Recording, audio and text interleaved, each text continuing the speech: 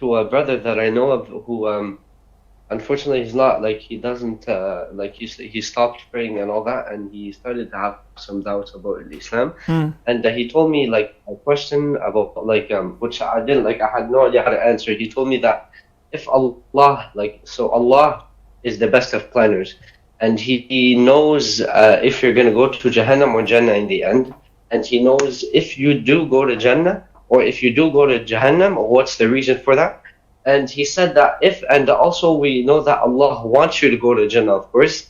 So he said, if Allah is the best of planners, and He wants you to go to to Jannah, why are there some people who actually go to Jahannam?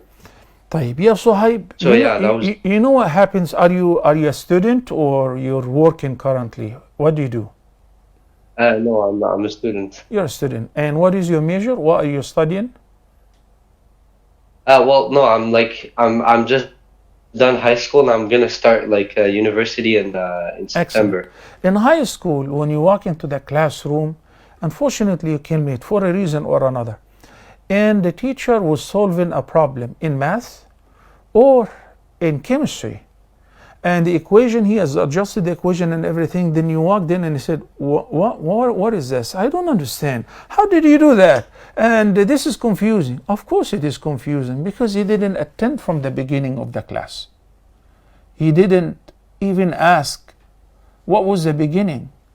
So if you start from the beginning and you know that the Almighty Allah, who is the creator of everything that exists, He chose certain creation, us as human beings and the jinn kind, and He gave them what is known as the free choice.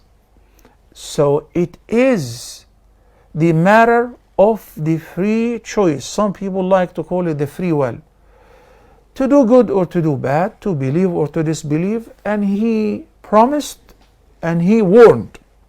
He promised that those who will do good will go to Jannah, and those who do evil will go to Nar.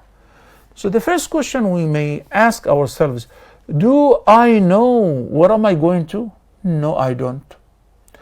When you graduate and you have too many different offers, jobs, do you know which job that you will do better with, and which business or which deal or which stocks that if you were to purchase, it will make you a multi-millionaire? No, I'm just guessing, and based on my educational guesses, and I make istikhara and so on. So accordingly, and even though we don't know our future and whether I will be rich or poor, or this job is better or this choice is better, I make my best to achieve what is good. Have you ever heard of any sane person who says, since I'm a believer and God promised that He will provide for me, I ain't working, I ain't leaving home, I don't have to study, I will be sitting at home, and every day God will deliver to my doorstep the Big Mac until I die? Would any sane person say that? No, of course not. Since I don't know, I will have to study, I have to score good, I have to go to work, I have to earn my living, I have to get married and provide for my family, because I do not read the future. I do not know whether I'm going to Jannah or not, but I'm doing my best to achieve Jannah. It is, as a matter of fact, a sign of His Lordship that He knew beforehand that one of the creation of His is going to do good or to do bad. But did Allah choose for any disbeliever to disbelieve? Did Allah choose for any bad doer or wrong doer to do what is wrong? Absolutely not. Allah the Almighty says, in tashkuru yardahu lakum.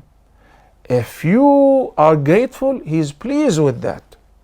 It makes Him pleased when you're grateful, when you're believers, when you're good doers. لا يرضى لعباده الكفر. He is not pleased when His servants disbelieve, when they murder, when they steal, when they commit adultery. He is not pleased with any of that.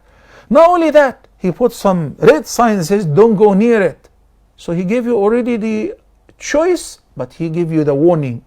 He said, إِنَّا هَدَيْنَاهُ السَّبِيلَ إِمَّا شَاكِرًا وَإِمَّا كَفُورًا in Surah Al-Insan. So he gave me a new, and since Adam alayhi salam to the last human being who will exist, he has guided us to what is good and what is bad. And he said, if you do this good, I will reward you. And if you do this evil, I will punish you, unless if you seek forgiveness. Then he said also in Surah Al-Balad, وَهَدَيْنَاهُ النَّجْدَيْنِ, and we've showed him the two paths, the good and the evil. So I am capable to be an actor or a singer or to drink or in a state of dedicating myself to worship and teach the deen or whatever, do any other stuff which would be much more profitable. But I love this and I chose the path of guidance and encounter all the difficulty. For that choice you will be rewarded.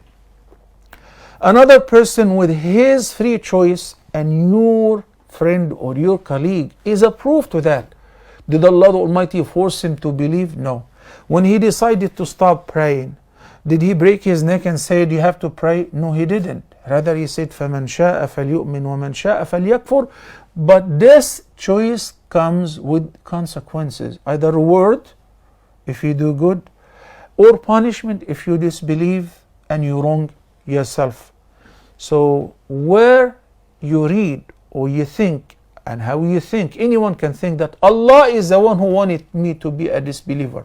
It is Allah who wanted me to commit adultery. That is absolutely fake and it is baseless. If we're talking about references, then the Quran from cover to cover, and also the fact of sending the messengers and guiding them shows that Allah, the Almighty says, إِن تَشْكُرُوا يَرْضَهُ لَكُمْ. And meanwhile, لَا يَرْضَى لِعِبَادِهِ الْكُفْرِ. So He's pleased when you do good, and He's not pleased when you choose to do what is evil or wrongdoing or disbelief. Barakallahu fikum.